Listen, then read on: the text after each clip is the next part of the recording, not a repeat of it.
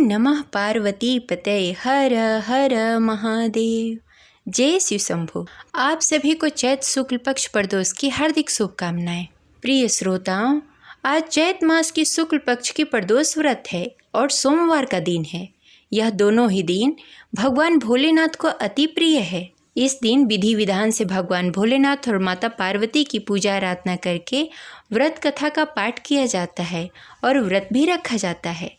तो आइए आज पूरी श्रद्धा और भक्ति से सुनते हैं सोमवार के दिन सोम प्रदोष व्रत कथा। तो प्रेम से बोलिए शिव जी माता पार्वती की जय, गौरी पुत्र गणेश की जय।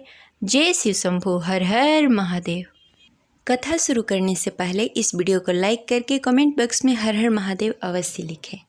जब भी प्रदोष व्रत सोमवार के दिन पड़ता है तो वह सोम प्रदोष व्रत के नाम से जाना जाता है।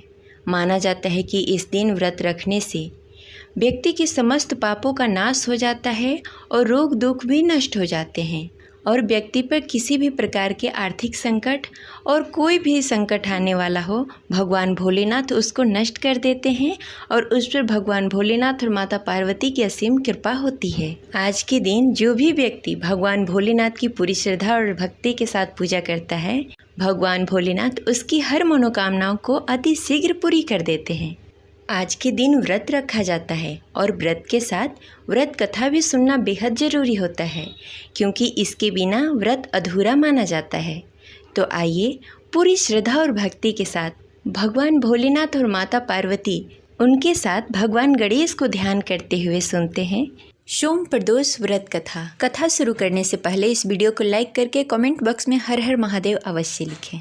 सोम प्रदोष व्रत की पौराणिक कथा के अनुसार एक नगर में एक ब्राह्मणी थी। उसके पति का स्वर्गवास हो गया था। उसका अब कोई आश्रयदाता नहीं था, इसलिए प्रातः होते ही वह अपने पुत्र के साथ भीख मांगने के लिए निकल पड़ती थी। भिक्षा मांगकर ही अपना और अपने पुत्र का पेट पालन करती थी।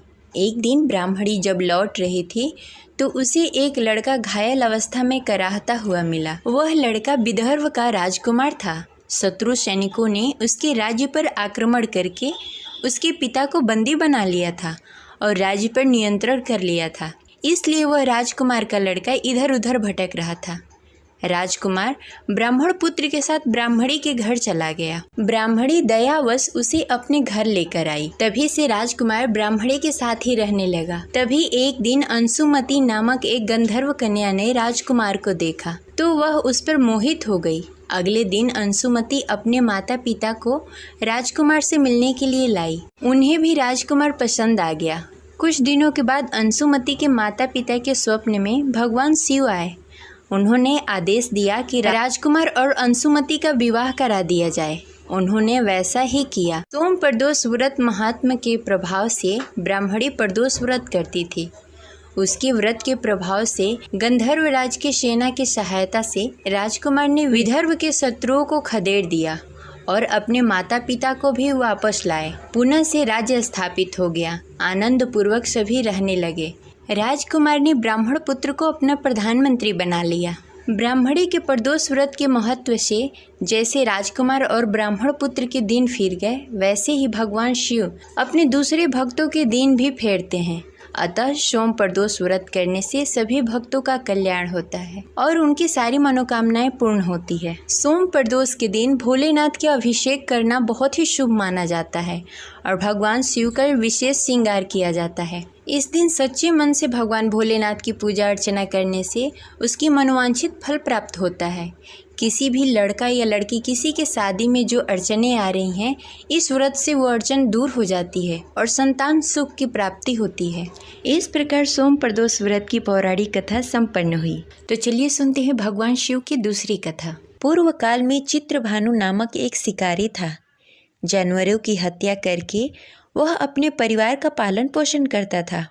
वह एक साहूकार का कर्जदार था, लेकिन शिकारी साहूकार का ऋण नहीं चुका सका। इस कारणवश साहूकार ने शिकारी को शिव मठ में बंदी बना लिया। संयोग से उस दिन शिवरात्रि थी। शिकारी ध्यान मग्न होकर शिव संबंधित धार्मिक बातें सुनता रहा।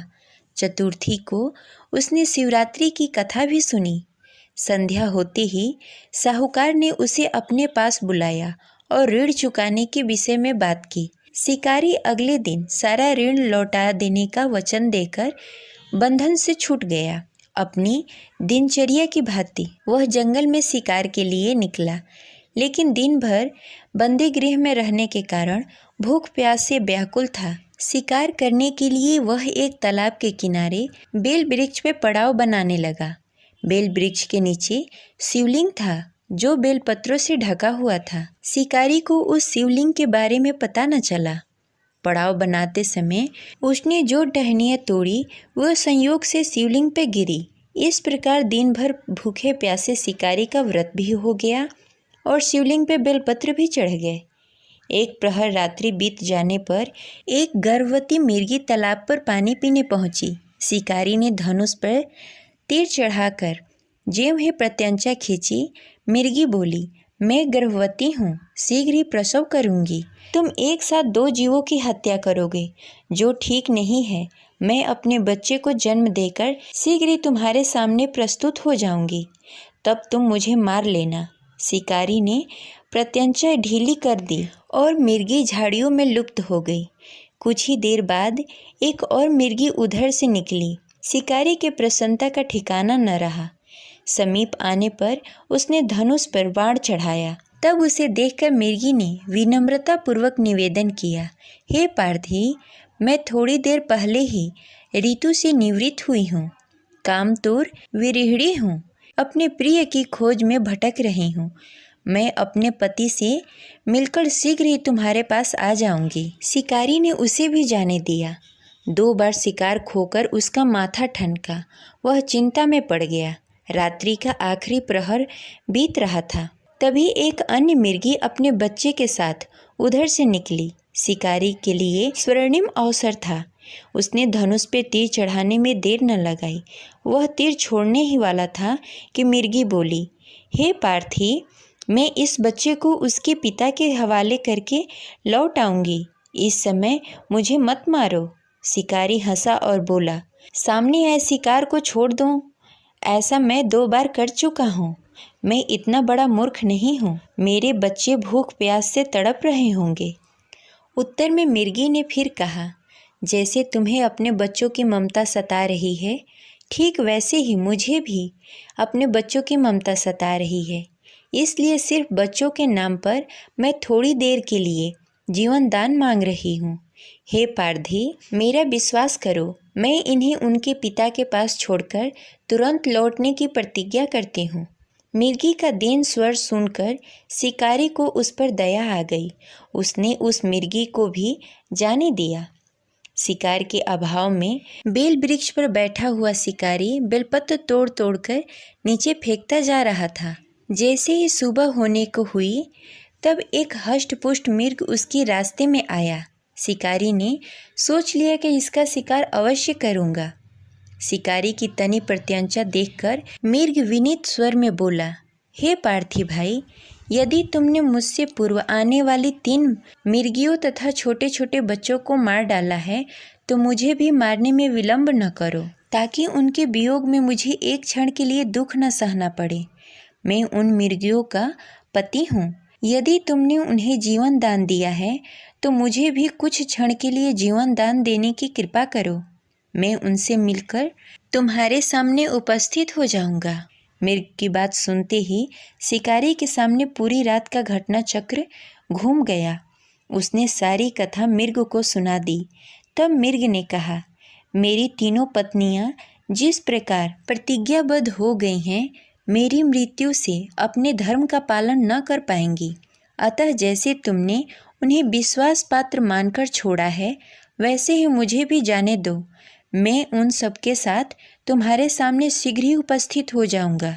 उपवास, रात्रि जागरण तथा शिवलिंग पर बेलपत्र चढ़ाने से शिकारी का हिंसक हृदय निर्मल हो गया था। उसमें भगवत शक्ति का वास हो गया था। धनुष तथा बाण उसके हाथ से सहज ही छूट गए। भगवान शिव की अनुकंपा से उसका हिंसक हृदय कारुणी भावों से भर गया। वह अपने अतीत के कर्मों को याद करके पश्चाताप की ज्वाला में जलने लगा। थोड़ी ही देर बाद मिर्ग सपरिवार शिकारी के समक्ष उपस्थित हो गया। ताकि वह उसका शिकार कर सके। किंतु जंगली पशुओं की ऐसी सत्यता, सात्विकता एवं सामूहिक प्रेम भाव को देखकर शिकारी को बड़ी ही ग्लानि हुई। उसके नेत्रों में आंसुओं की झड़ी लग गई। उस मृग परिवार को न मारकर शिकारी ने अपने कठोर हृदय को जीव हिंसा से हटाकर सदा के लिए कोमल एवं दयालु बना लिया। देवलोक के समस्त देव समाज भी इस घटना को देख रहे थे। उनके ऐसा करने पर भगवान शंकर ने प्रसन्न होकर तत्काल उसे अपने दिव्य स्वरूप का दर्शन कराया तथा उन्हें सुख समृद्धि का वरदान देकर अंतर्ध्यान हो गए। इस प्रकार यह कथा संपन्न हुई। आशा करते हैं आपको अच्छी लगी होगी। तो इस वीडियो को लाइक करें और ज़्यादा से ज़्यादा लोगों को शेयर करें। मिलते हैं अगले वीडियो में। तब तक के लिए हर हर महादेव। जय शिव शंभू।